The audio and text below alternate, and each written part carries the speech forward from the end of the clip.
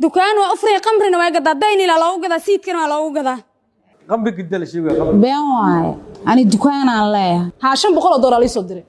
وحبا أنا كوجين أنا لما رحت العقد lagu shubtay lacagteedu isiin diiday mobil weyn u haystaa ka qaata habeenka dambe adoo ku haysto 1200 bay qaadatay dahab bay kala baxday dahabkan gadan ma bii xirnaa keenana bil masaakiin korsanay lacagtii baan asaga laga dhacay markaa raggan iyo haweenka eedeysanayaasha ah ayaa xiriiray qaarkood guur gaare lahaa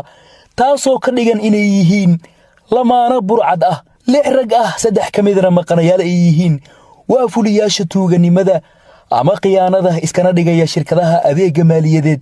balse shacabka turuufeenaya $1319 ayaa jeebkooda soo gashay si aan dhib badan loo marin iyadoo kaliya la matelay